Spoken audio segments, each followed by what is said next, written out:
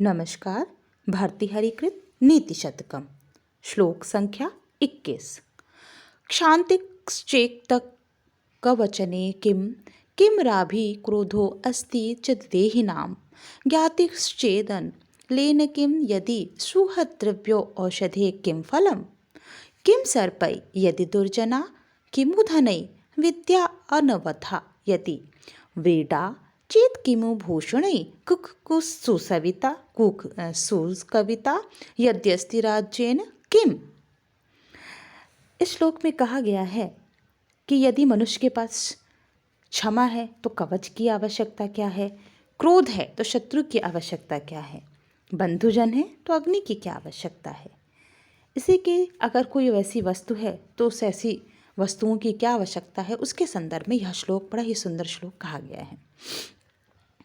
क्षांति, किसी मनुष्य में यदि क्षमा है तो उसे कवचेन किम, कवच की क्या आवश्यकता है। क्रोधो अस्ति शत्रु किम, अगर क्रोध है तो शत्रुओं की क्या आवश्यकता है। सुहृद, बंधुजन है तो उन्हें फिर अग्नि की क्या आवश्यकता है। यदि मित्र है सुहृद तो दिव्य औषधि की क्या, यानी मित्र ही स्वयं एक औषधि का रूप है। हम अपनी सब परेशानियों से शेयर कर सकते हैं और खुश रह सकते हैं, एंजॉय कर सकते हैं। तो एक तरह से मित्र औषधि का रूप है। और अगर कोई दुर्जन है, बुरा व्यक्ति है, तो सर्प की क्या आवश्यकता, मतलब सर्प जैसा ही है, वो आस्तीन का सांप ही है, दुर्जन है, तो सर्प की क्या आवश्यकता है। अगर कोई निर्दोष है तो निर्दोष विद्या है तो उसे धन की क्या आवश्यकता है। किसी के पास विद्या है और शुद्ध विद्या है तो ऐसे व्यक्ति को धन की क्या ज़रूरत। यदि किसी के पास व्रीडा है, लज्जा है, तो उसे आभूषण का क्या काम। उसे लोक सम्मान है, वह मर्यादित है, लज्जा है उसके अंदर, तो आभूषण से उसकी सुंदरता नहीं बढ़ेगी, लज्जा ही आभूषण है। और यदि सुकविता, एक सुंदर कविता लेखन शैली हो, तो राज्येन की, राज्य का क्या प्रयोजन। स्वयं कवि एक राजा ही है जो अपने कविता की उड़ान में सब कुछ लिख सकता है, अपने ज्ञान को प्रदर्शित कर सकता है, ज्ञानवान है, तत्व को समझ सकता है। तो इस श्लोक के माध्यम से यह कहने का प्रयास किया गया है। श्लोक संख्या 22। दाक्षिणान्य स्वजने दया परिजने शाठ्यम सता दुर्जने प्रीति साधुजने नय नृपजने विद्वज्जने चा अर्जवम शौर्यम शत्रुजने क्षमा गुरुजने नारीजने धूर्तता ये चैव पुरुषा कलासु कुलसा कुशलास तेषु एव लोकस्थिति।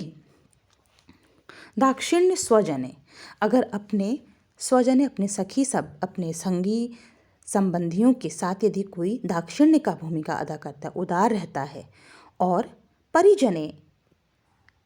परिजनों पर दया दिखाता है, परिजन यानी कि अपने नौकरों पर, साठ्यम सदा दुर्जने, और दुर्जनों के साथ दुष्टता का व्यवहार करता है, प्रीति साधुजने, और साधुजन पे मित्रता का व्यवहार करता है, नृपजने विद्वज्जने, राज के साथ नीति, और विद्वज्जने आर्जवम, विद्वज्जनों के साथ विनम्रता का व्यवहार, शौर्य शत्रुजने, शत्रुओं पर पराक्रम, और क्षमा गुरुजने, गुरुजनों के प्रति क्षमा का भाव, नारीजने धूर्तता, स्त्रियों के साथ चतुरता, चातुर्यता।